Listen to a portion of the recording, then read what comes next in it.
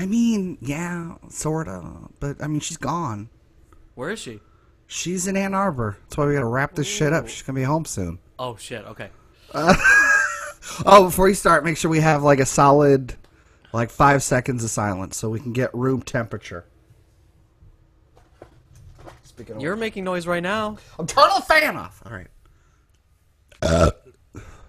Have a good show. Have a good show.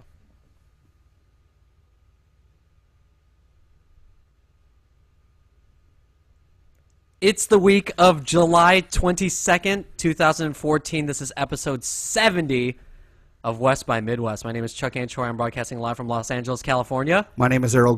I'm broadcasting live from Lansing, Michigan. We're on Google Plus Hangouts recording live. And if you add us to your circles, you'll be able to see when we're recording, usually Monday nights, and you can tune in and hang out with us. Check out all the flubs and mishaps that happen. It's a whole different show when you check in at the live version. It's an extremely more boring and longer show when you tune in live. But if you missed the live recording, which is totally okay, you can go to iTunes, search West X Midwest, and you'll find our current episode as well as past episodes. This podcast... Download, stream, and fuck. Say it again. And if you missed the live broadcast, which is totally okay, you can always go to iTunes, search West X Midwest, and you'll find our current episodes as well as our past episodes that you can download or stream.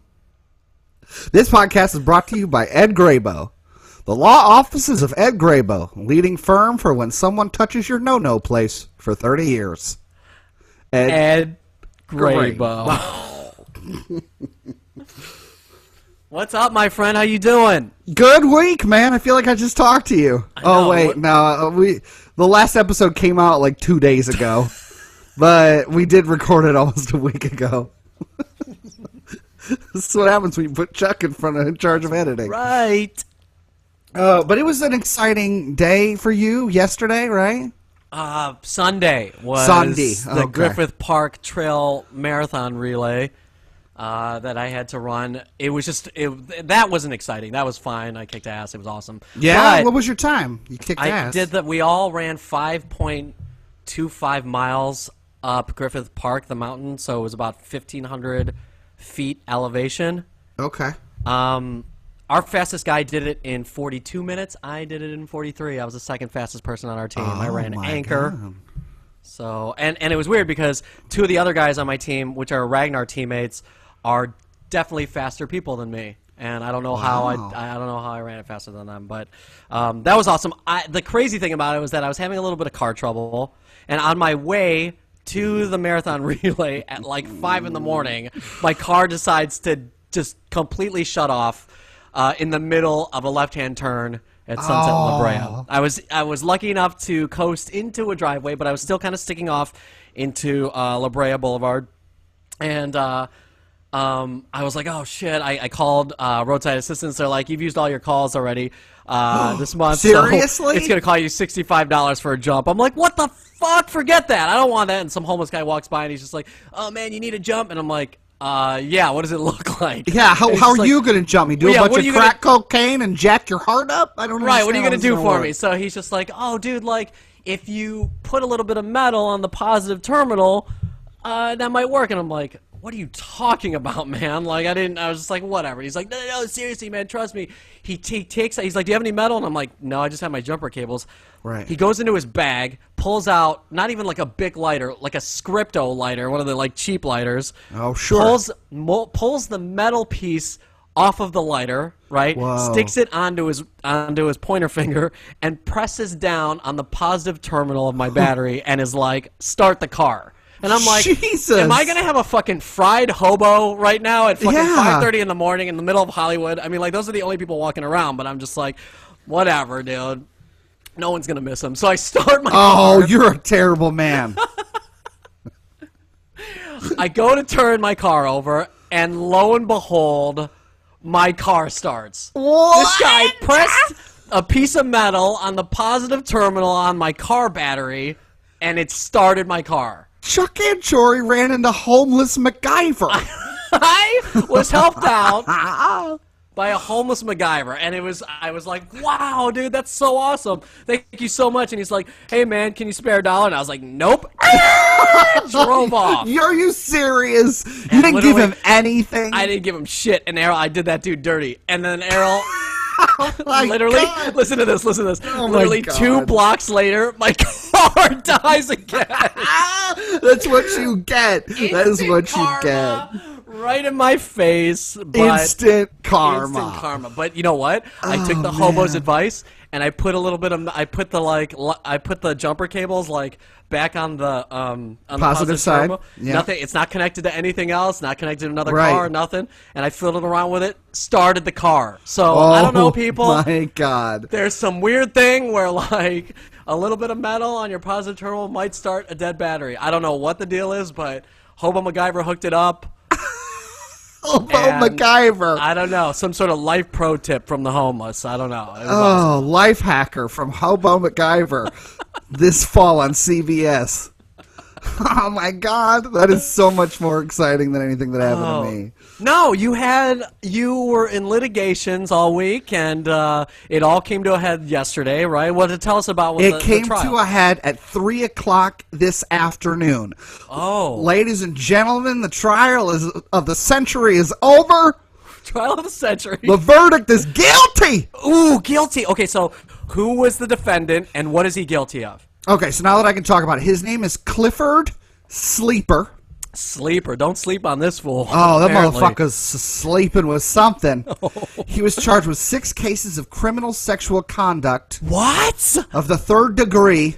What? Okay, so can you get specific with that? Yes. 3 of the cases involved insertion of his penis into a 15-year-old's vagina. No! 1 case was a toy or dildo into the vagina of a 15-year-old. Oh, my God. And 1 case was his mouth against or inserted around and into, I'm not sure if it was specific, into the vagina of a 15-year-old. Oh, wow. So this is like, I mean, it's not like statutory rape. It's like gross sexual misconduct. It is, because so yeah, any sexual assault, like even like the classic, some dude running up to a woman in the street and like raping her. God, yeah, this is the worst podcast ever. Hilarious, hopeless guy. Terrible rape. That's sexual assault. Like they don't call it. So misconduct is consensual. But no, even though it's, because you cannot consent under the age of 16 in Michigan. That's right. We've discussed this I don't know. in previous episodes. Chuck doesn't know how he knows that, but he knows it. It's terrible. Yeah, so we found him guilty. Me and 11 of my peers. Well, obviously this fool was guilty. I mean, the evidence was stacked against him, right? It was all my God. Social media faux pas. Seriously, this guy. Oh my God, where do I start? Okay, here's the thing. So he like, not only did he like date this girl who's 15, which is bad enough. And he's 38. He was 38 at the time. Yep. Yeah. He believed this girl to be his daughter. What? Yeah. It's so fucked up, this trial. He thought she was his daughter because he dated her mom off and on for like 14 years. And when they first started dating, now she said she was 4 months pregnant with Taylor. This girl, Taylor Caswell, was the victim. Angie Hansen is the mom.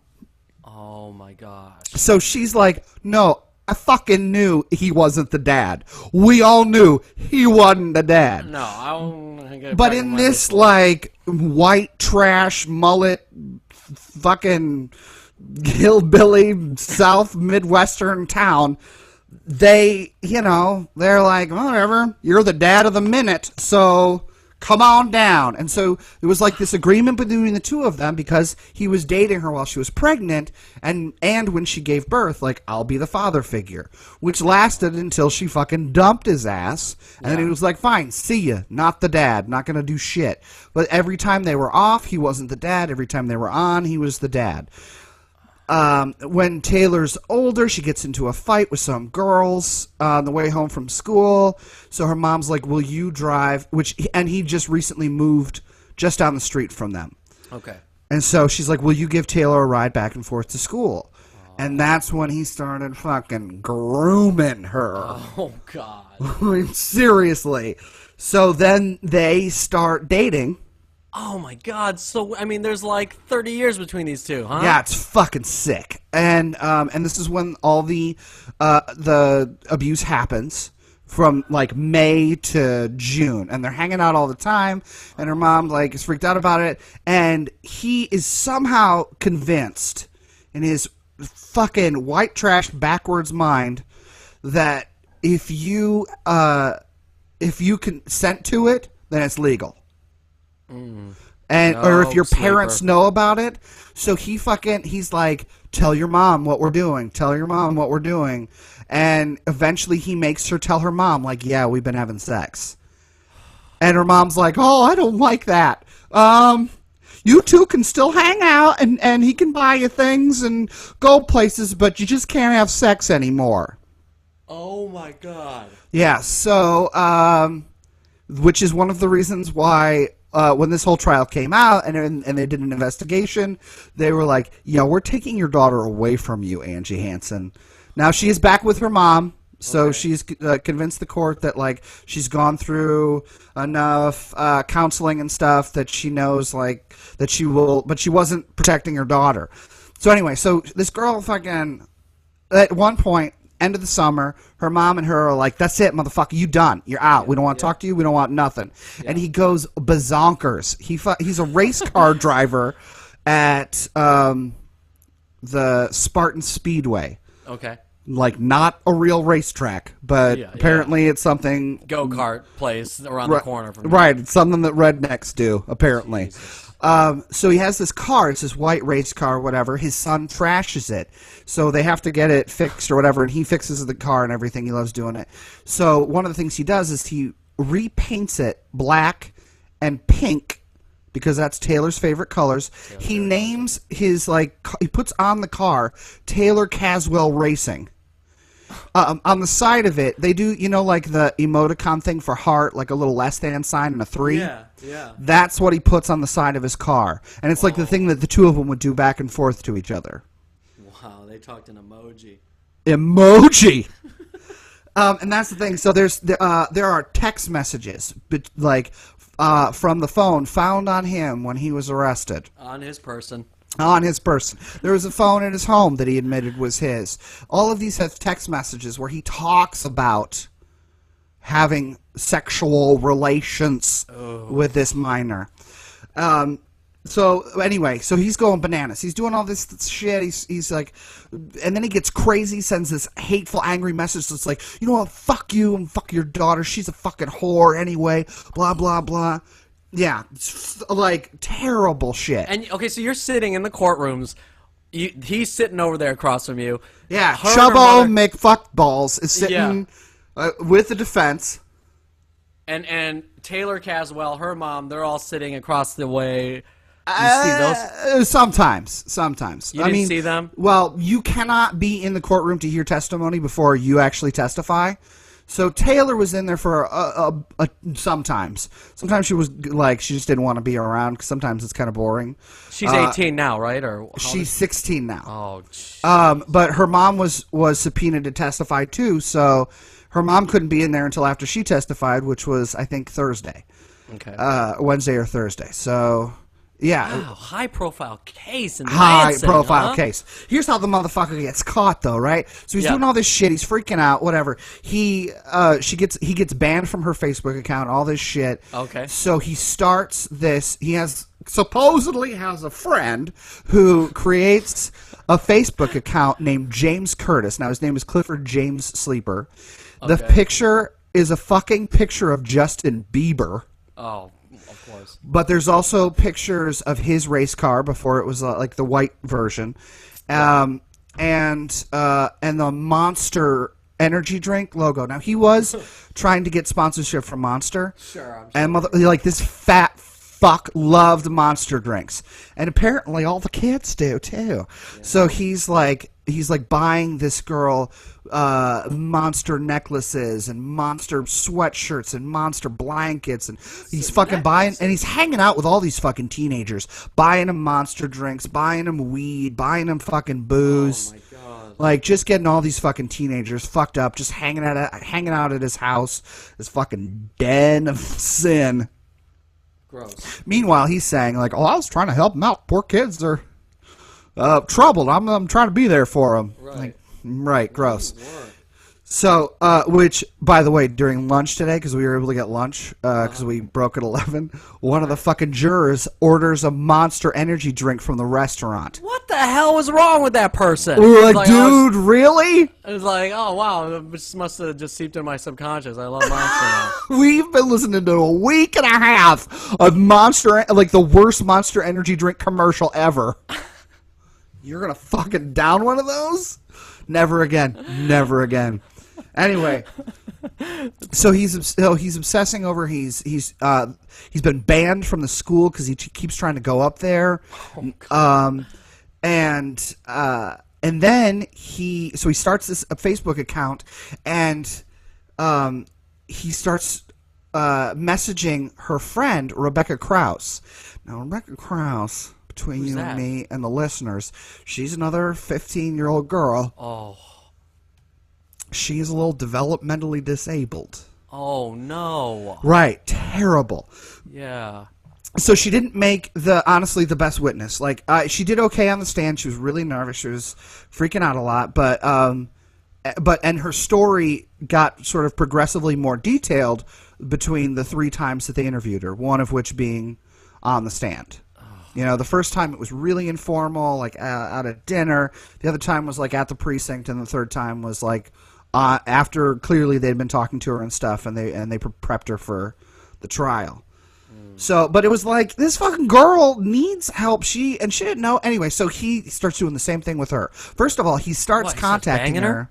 Not yet, right? He starts contacting her. He's like grooming her, but he started because he was like, I want to make Taylor jealous. Oh, and all of her friends and stuff, all of them, like one kid named Robbie, he was her ex-boyfriend. When he was her boyfriend, this 40-year-old man threatens him. He's like, what are you doing dating Taylor? That's my girl. That's insanity. Right, so he starts talking to this girl, trying to make Taylor jealous, and they're cooking up this plan. But he's like, hey, why pretend? We should actually be boyfriend and girlfriend. Oh. And, like, all of this shit. Now, they allege that lots of people had access to the account. It couldn't have been him. But she's fucking calling him Cliff every 2 seconds. For like 10 lines, this kid Robbie takes the phone from him because him and Robbie are driving to the spot that he's supposed to meet this Rebecca girl the next day. And so they're like scoping out where the best place for him to pick her up is. And so they're driving there, and he's like, I'm driving, I can't talk. Here's Robbie. And Robbie's like, hey, what's up? And then he gives it back, and he's like, hey, it's me, Cliff, again. Because these people also, like, in a world where you don't have money, apparently Facebook becomes your text messages. I mean, you and I use Facebook Messenger. Yeah. But, like, it's weird. Like, none of these kids text each other on phones. They Facebook message each other on phones. Yeah, I don't know. I guess that's what the kids are doing. That's what the kids are doing these days. I found out this week, apparently. So, so he fucking plans to meet this girl at this high school at 12:15. It's like, I'll be in my fucking truck, and they talk about, like, getting together and having sex. Now, they haven't actually done it yet. According to her testimony, there was some inappropriate touching. He tried to kiss her, but it was an accident. And it was funny because the prosecution was like, okay, now we talked about an accident, right? I mean, you understand the accident between, oops, I fell down, or I didn't really mean to do that. Now, you mean he didn't really mean to do that, right? Like, not, oops, I accidentally fell into you and touched your crotch. But, yeah, so she's like, so they're like, all this shit's happening, and they're going to meet up. And they're talking back and forth, and then they're getting, like, graphic about, like, and she's doing this while she's in the shower, which, P.S., don't bring a phone into the shower. But she's like texting him back and forth while she's in the shower, and she's like, I'm in the shower. Anything you want me to do? And he's like, I'll show you tomorrow. And then Robbie gets on the phone, and she's like, oh my God, that was so weird. I was just talking to Robbie while I was in the shower, but whatever. LOL. So whatever, babe. I'm gonna whatever. And their graphic grossness, whatever, continues. And then she gets out of the shower. She still talks to him. And then, as they're like trying to figure out like where exactly to meet and what time, her mom, she's using her mother's phone for this at this point, who is actually her grandma, but has adopted her as her mom. So that was fun to watch, like an 80-year-old quote unquote mom who's like, I am the mother of 5 different girls with 4 different fathers and 6 mothers. Like, it's just a terrible, this is just white trash. Yeah. Lansing. White trash Lansing. Oh, man. Yeah. The fucking housewives of South Lansing up in here. So she hands the phone back to her mom, thinks that she has signed out of Facebook, but she hadn't. Oops. Grandmom sees the message, freaks out, obviously, goes to the school, talks to JP. What is it, John Junior principal? No, John Preston. I don't know. They just called him JP. He was the security guard, and she's like, "Check this shit out. We got to do something." He contacts the police officer assigned to the high school. Yeah. They contact this detective, and lo and behold, 12:15 p.m. the next day, that motherfucker pulls in his truck right behind him. Whoop, whoop, woo! And he's not arrested. So and here's the thing: if that motherfucker had known his rights, he probably never would have. This never would have happened, because they straight up like, get out of the car, and then they're like, all right, and they put some cuffs on him and shit. They're like, are you Cliff Sleeper? And he's like, am I being arrested? They're like, no, but you're coming downtown. We got some questions for you. Now, folks, if you're listening, if you're ever in a situation like this, first of all, you're a terrible person. Second of all, you don't have to go with them. Oh, unless really? You're see, arrested. I don't know this shit. I'm just like, during the Occupy movement, I did my research.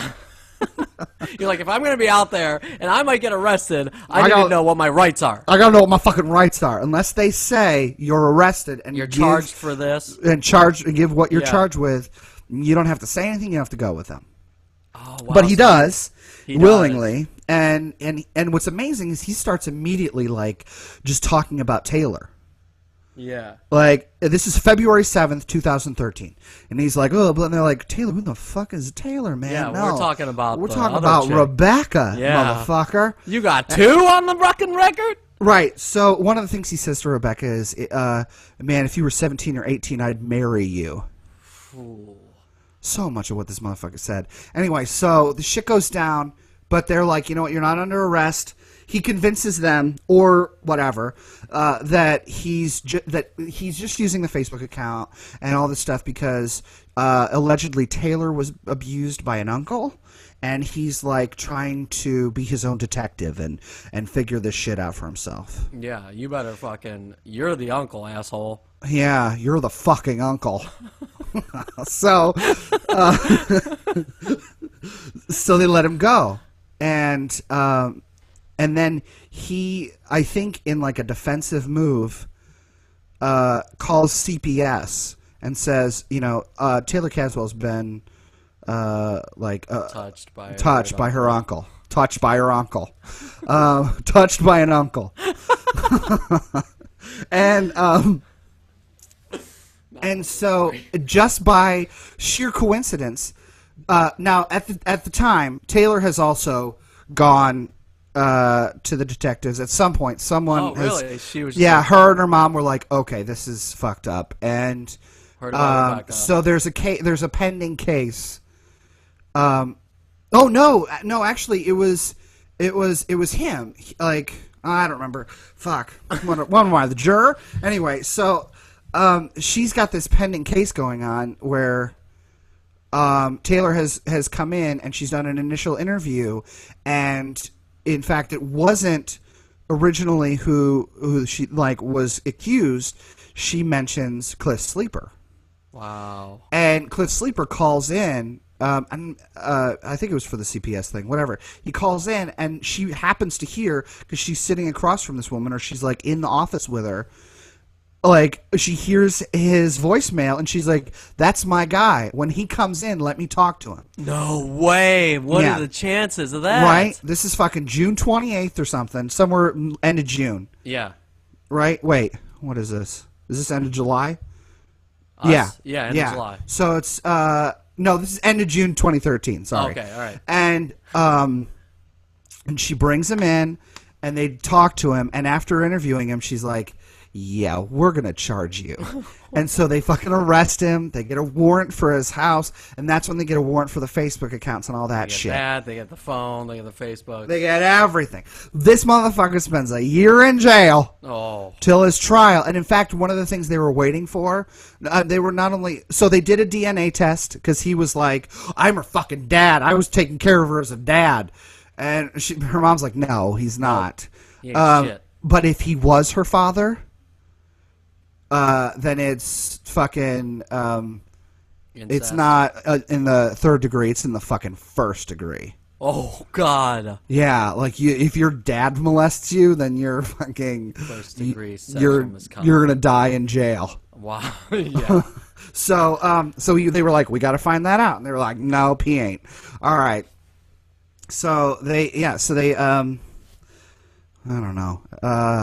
And that's, and enter the jury. Yeah, enter the jury. They're just like, here's what happened. We didn't get all those Facebook messages until, like, she just got a letter back from Facebook, Monday morning or Tuesday morning of the trial. Okay. So they didn't get they got 3,000 pages of transcripts of text messages and stuff. Like Facebook messages, yeah. Wow. From Facebook, and they got those on like Wednesday. And they were like, we need time to go over these. And she was like, trial started. You know what? When we get to the point where you need this information to question certain witnesses, which was Rebecca Krause and Cliff Sleeper, then we'll adjourn and wait for you and give you some time, which was Friday, which is why I busted out early on Friday and could help you with the editing. And then they had all weekend. Or no, was that Thursday? I don't know. Yeah, it was Friday. Because that Monday, we went for fucking ever to catch up. And then on Monday, he interviewed Cliff Sleeper. Cliff Sleeper's testimony. How did that go? Holy shit, that was the coolest thing I've ever seen. Why? Even the judge, when she came in at the end, because after you deliver the verdict, the judge comes in and, like, out of her fucking robes, and is like, what's up, bitches? Good job! Yeah. And she's like, you have any questions or anything? And she was like, I have to say, the cross-examination from the prosecution of Cliff Sleeper was exciting. Why? Why did he say that? It was straight up like a scene from fucking Law and Order. He was like, no way. Excuse me, sir. What kind of a man would write, fuck you, you whore, to a 15-year-old girl that you expected was your daughter? Oh, my God. Like, they were in his fucking face. In his face. Like, a bunch of fucking zingers, man. It was amazing. It was amazing. And it was like, awesome. End of the day, we're all dragging. We're like, fuck this trial. We know he's guilty. Can we just deliberate? And then that happened, and we were like, oh, shit. Oh, recharged. What about him? How did he, like, was he stoic? Was he not? He didn't have any remorse? Like, no, because and then here's one of the reasons he does it. It's a tactic, right? Because one of the things they ask you to consider when you go in to deliberate is the witnesses. How is the witness on trial? What do they look like physically? Did they seem uncomfortable? Were they argumentative with during questioning? Yeah. Did they yell like Chuck Anchori?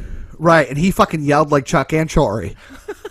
He was like, but he had nothing to say. Like, he'd be like, yeah, he doesn't have anything to back it up. And what's great is, okay, so you have the prosecuting attorney, this guy, Steve Klosnick, amazing. Had his shit together, very professional. Was actually like kind of annoyed with some of the white trash people. Like the mom, he needed the mom's testimony, but he could tell that mom was fucking useless. It's like, God damn this lady. She was all like blubbery and like, I'm sorry, I never did this before. And he's like, all right, just fucking focus and answer my question. Like she couldn't swear, and he like so transcripts of Facebook messages. Not only Facebook messages, but specifically the transcripts from interviews with police officers, or things like that. Those are not admitted into evidence. Not admissible as evidence. Not admissible as evidence. But what you can do is have witnesses read that testimony. Oh, no way. And so, right, and so as they That's read... a technicality, though. Yeah, right, but so that's why you could only pick relevant portions that are sort of agreed upon earlier, that they're relevant, and so it's like, you have them read those, and then we know that, and if we need to, we can go back into the courtroom and have that replayed for us. Nice. So, so he's making her read this shit, and it's like, there's fucking swears in it and whatever, and she's like, I don't want to say the word. And he's like, just say the word. Everything is okay in here. It was so, like, he was so fucking done with that woman. What about your peers? Okay, this was the worst part. I mean, it was the best part and the worst part. There's a chick from Chicago who was trying to save 30% of her income, and she still has a condo here or whatever, so she, like, declares Lansing as her home. Oh, no way. So she got fucked. She had to show up for jury duty, got picked, missed a whole fucking week of work, but she works at Victoria's Secret in Chicago. She's a head manager. And she's like, I cannot miss work tomorrow. No one will be there. No managers will be there besides me. So we have to finish today or I'm fucked. And all of us were like, no worries. We were done. Everybody had rested, and it was like time for deliberation at like 11 o'clock. We were back in the room. Yeah. And we were like, all right. Well, some of us were worried. We were like, if we're done in like fucking 10 minutes, is it going to be like mistrial? They clearly didn't think long and hard about this. Right. But seriously, we're all like, no, come on. Not only were there the Facebook messages and the texts that were clearly him, that clearly talk about it, all these kids were like, yeah, no, he bragged about, he fucked her on the couch, he fucked her on the bed, fucked her on the bed downstairs. Oh, God. All these kids, all these people, her mom, his son, who was like heartbroken about it, had to take the stand. And his son was actually like the least white trash person in the room. It was amazing. Yeah. Like all of us were like, job. He's got a family. Yeah, we're like, what? Who's Johnny Normal in the room? Like he's got all his teeth. He understands how to talk. Who the fuck is this person? It's the first normal guy we've seen all week. Holy shit. And he said, like he was living with his dad at the time, and he said one of the reasons why we would fight and I moved out is because I was uncomfortable with the relationship my father had between him and Taylor Caswell, and uncomfortable with the texts that I saw of sexual nature on my dad's phone between him and Taylor Caswell. Oh, fuck. Right? So it's clear, right? We're good to go. Totally good to go. This one fucking lady who, like, the whole week, she's chatty fucking mouthy pants the whole goddamn week. Yeah. Anytime we're, like, on a break or waiting to start, or they give us a break because the defendant's blubbering his balls off because his son just fucking testified, whatever. She's just so blah, blah, blah, chatty. Like, she's one of those people, kind of like me, where she can't, like, silences are uncomfortable. Yeah. And because all we're thinking about is the trial, and we can't discuss it, we don't talk. But she'll be like, so, what about the Malaysia Airlines? Right. But it wasn't even, like, fun, interesting shit like Malaysia Airlines. It was, like, just dumb shit. And we were, like, by the end of the week, we're all annoyed. We're like, guess what? You don't have to keep fucking talking. And because then we got to a point where we were all comfortable with each other. We knew each other. Yeah. We're talking, we're joking, and she's that lady. We're all Facebook friends. We're all new Facebook friends with Cliff Sleeper and James Curtis. Rebecca Krause's Facebook was Cinder Annabelle 6. So look that up, folks, and friend her.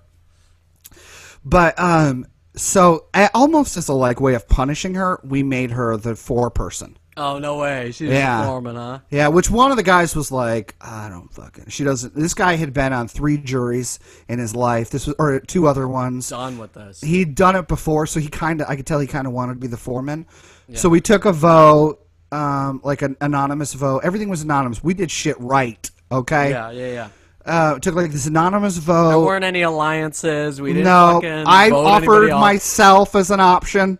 Yeah. I was like, I will be a foreperson if you want. You wanted that role, didn't you? I fucking wanted it. I wanted to stand up and be like, in the count of criminal sexual conduct of the 3rd degree, we find the defendant guilty. Oh, see, look at you had that all ready. Ready. And then this dumb bitch gets it. Fucking chatty pants.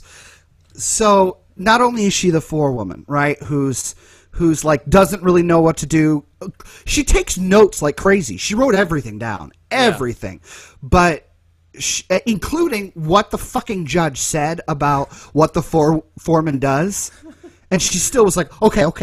Wait, hold on. What do I do now? What do I do? And we were like, you got to write a note. You have to pick up the phone and call the law clerk, and he'll fucking show up at the door. We stop talking. You give him the note. Okay?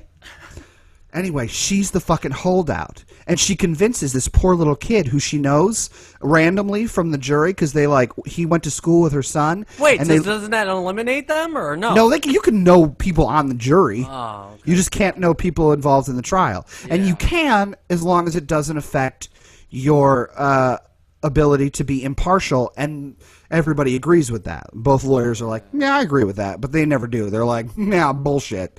You're out. He was his fucking dentist's fucking cousin's roommate back in high school. No. Right. They're too connected.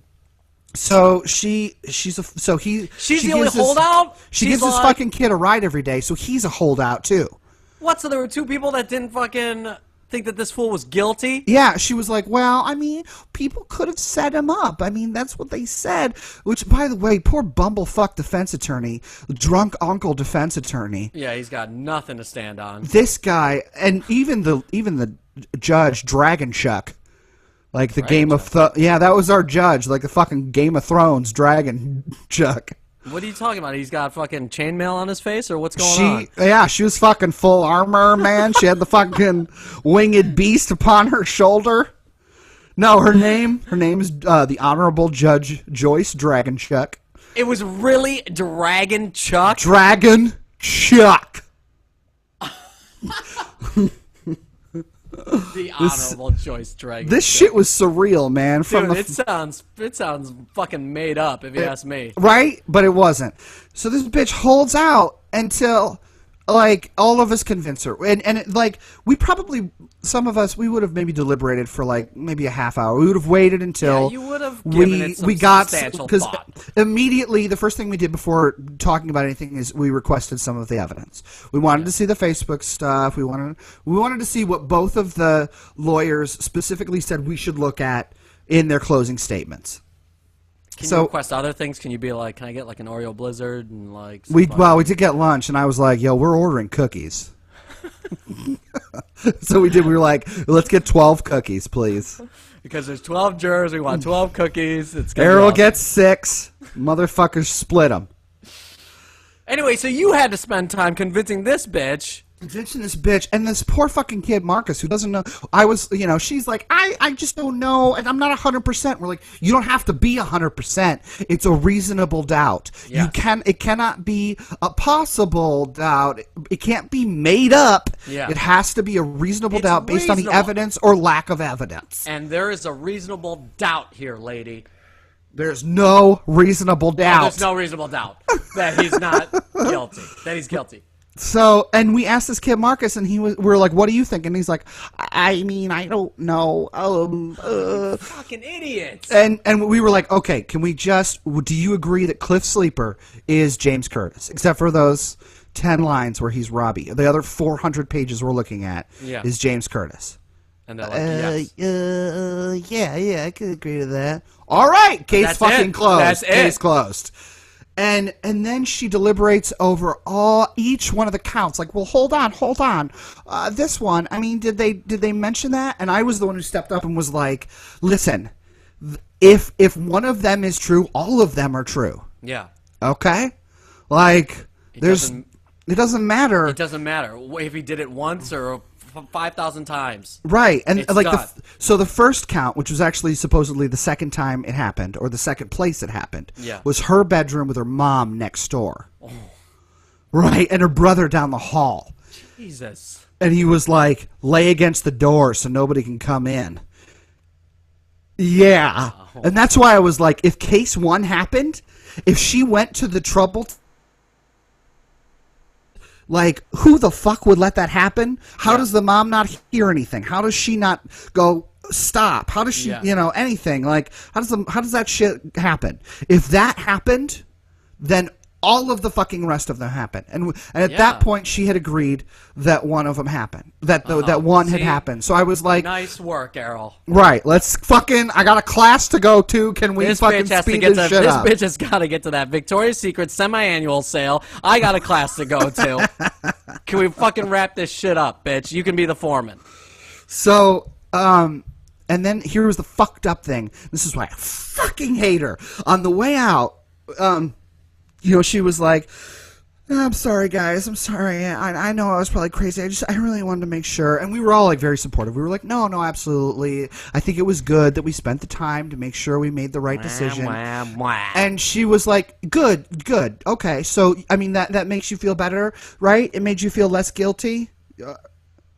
And I was like, I'm getting my fucking car before I get fucking arrested outside this courthouse for assault. We're going to have a trial on me. On me. Chuck's going to be a jury member. Call me guilty. Like, we're not guilty. He's fucking guilty. He's guilty.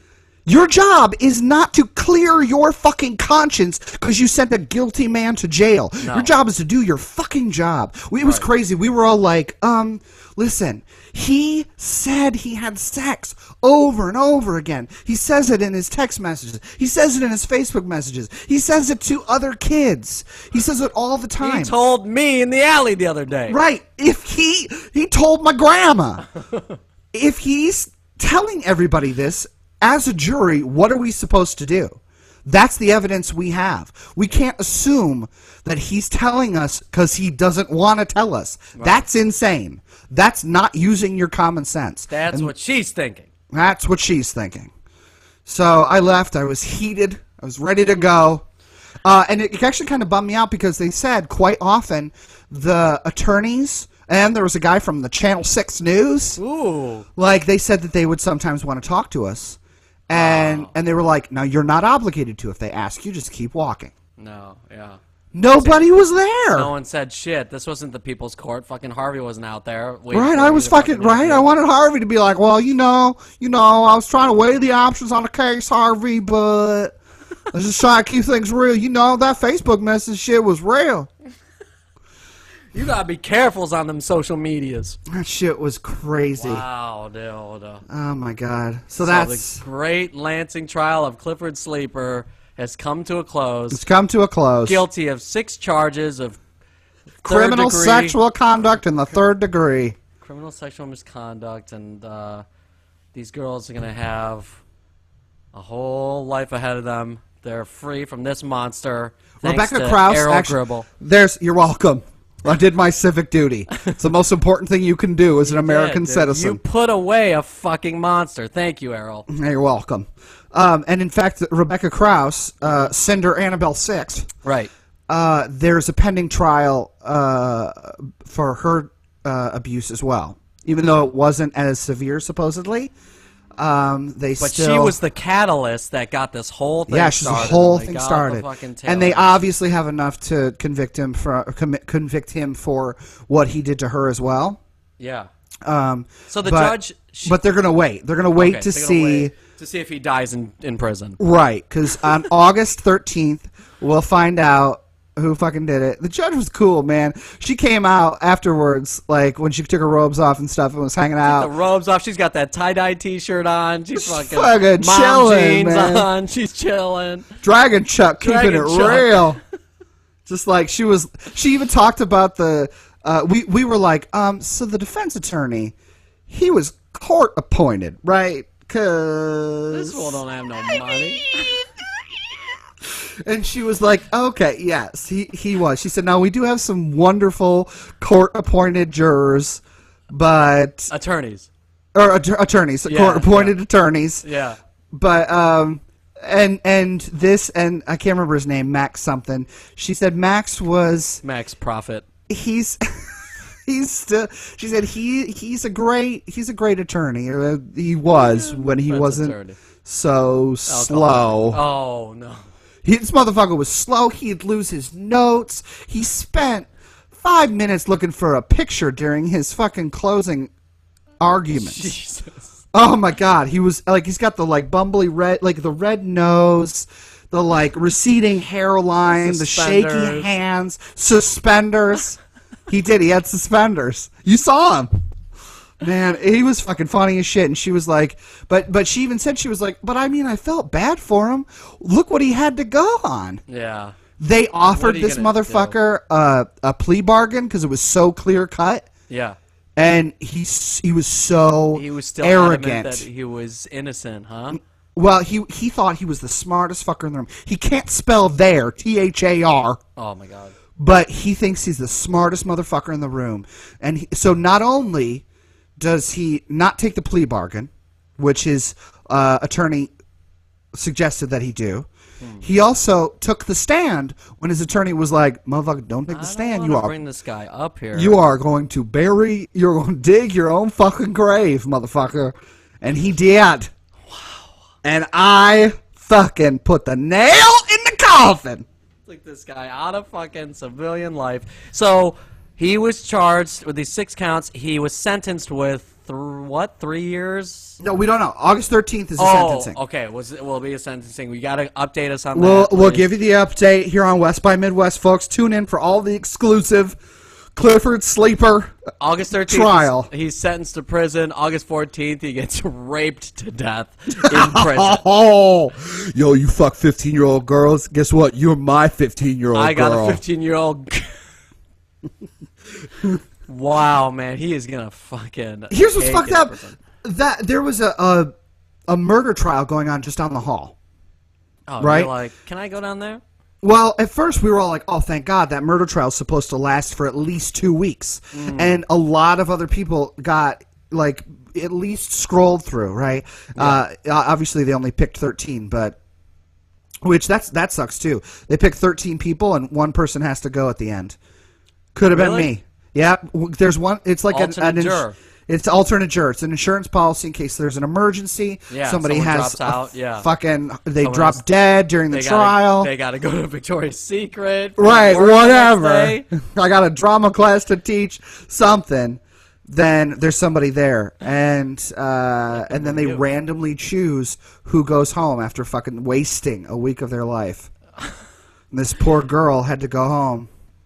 Yeah, no, seriously, are you Facebook friends with these people now, the juror members? I gotta find them. It's weird. I didn't know their names till today. Oh, you didn't? You're just like, oh, what's up, 2? What's up, 7? What's up, 8? Absolutely. Are you serious? Yeah, we only knew each other's fucking numbers. So when we started deliberating today, we were like, we should probably know each other's names, and we introduced each other. Dude, I want to go to fucking jury duties. Shit's cool. I don't. No. Well, here's a case that you might have to go to jury duty for. What? A couple was arrested after grandma films them having sex on a crowded beach in front of children. Jesus, these people, you know, it's funny because it's like you see the craziest either Law and Order or SVU cases, you're like, this ain't fucking never real. gonna happen. That ain't gonna fucking, this shit happens. It happens. A lusty couple, Alyssa Alvarez, 20, and Jose Caballero, 39, which that's almost as gross. I mean, 5 years more. Anyway, found themselves on the wrong side of the law after their romp in the sand was caught on film. The woman who recorded Alvarez straddling Caballero on a blanket said, quote, "This went on for about 25 minutes."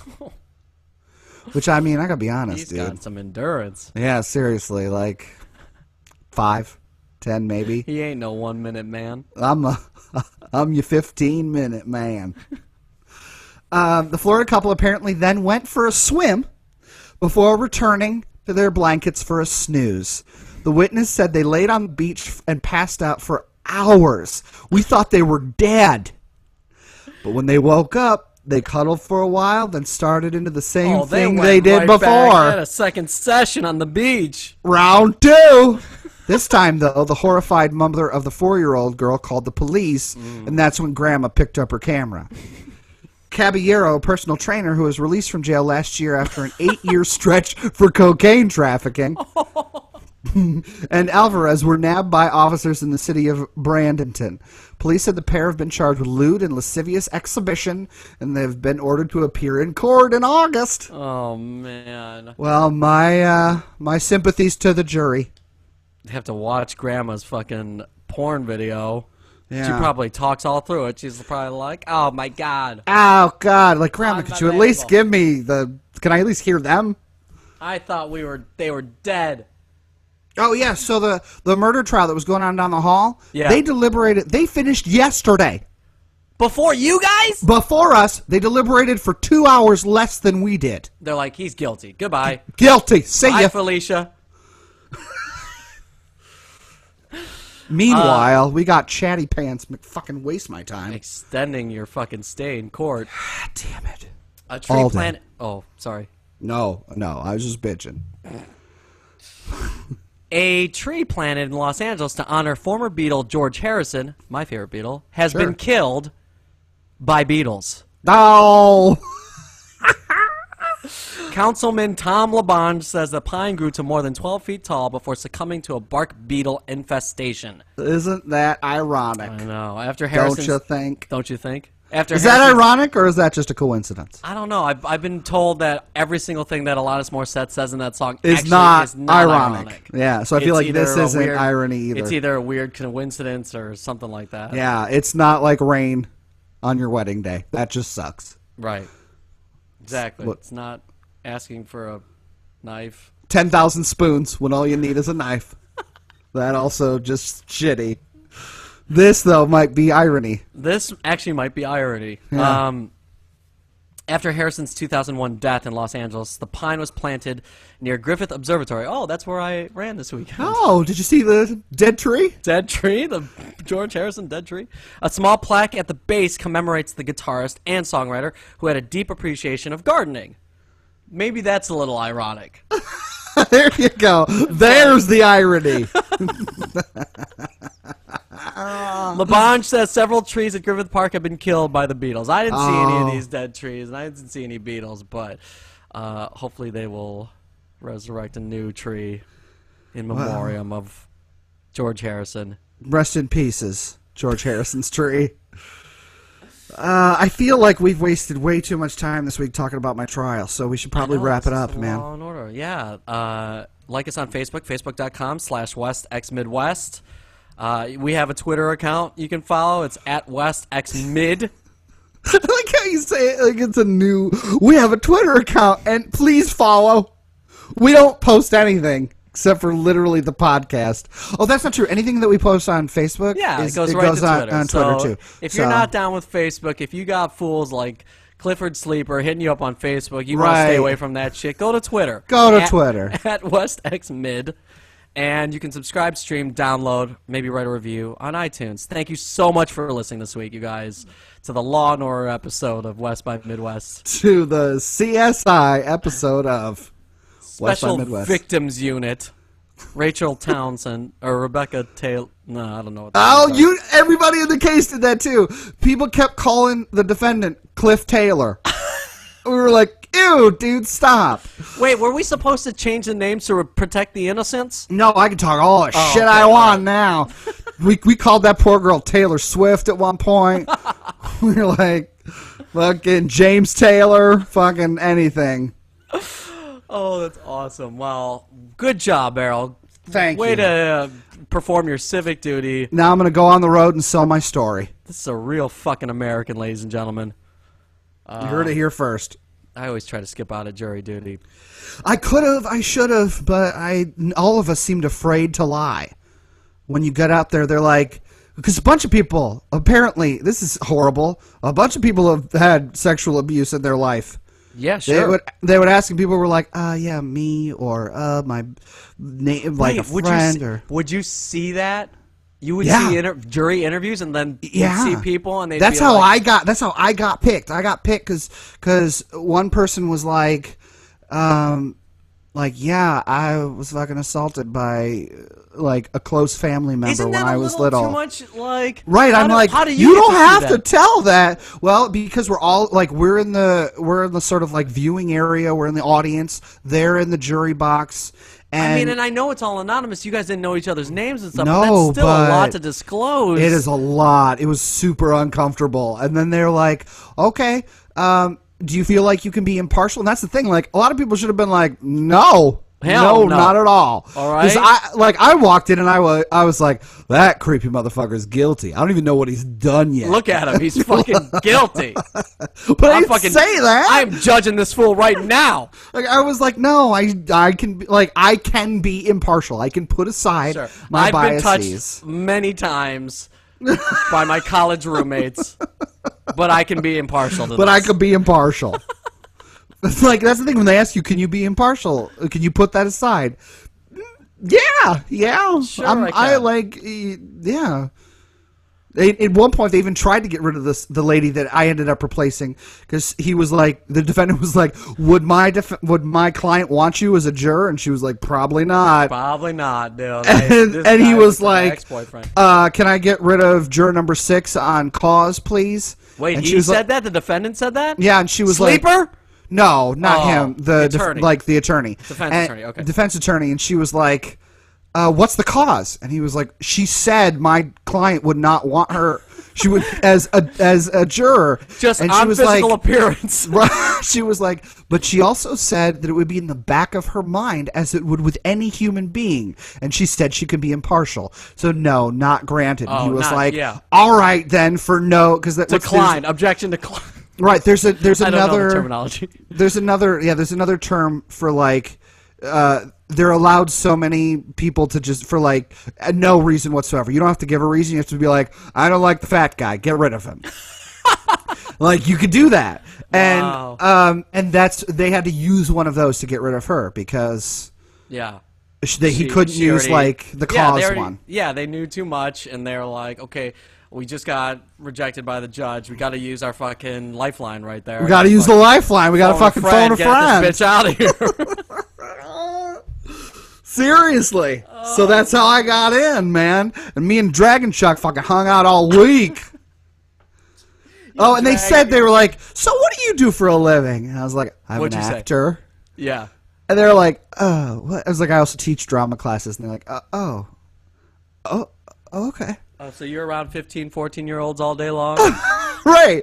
And the defense attorney came over. He's like, so you're an actor? Like, yep. He's like, would you be able to use your life experiences and yet not make your judgment until the end for this case? Yes. All right, no further questions. These assholes can't even comprehend. I was like, what do you want me to tell you? Like, I'm an actor, so I could be like, that motherfucker is lying. I could tell. I can tell by his fucking body movements. That is some bad acting up there on the fucking stand. Like, I don't know. Oh god, this guy gets the Oscar for fucking. Cliff Sleeper gets the Oscar for being the creepiest motherfucker on the planet. Wow. He's going to be in jail pretty soon. Nice work. Have fun raping him, gentlemen. He's not going to be touching anybody anymore, except his fucking wife. Teeth against a corner. Oh. Shit. Oh. All right, guys. Thank you so much for listening. And we'll see you next week. I'm Chuck Anchori. I'm Aral Gribble, and this is Bam West by Midwest. Dung dung. I was going to do that exact same thing.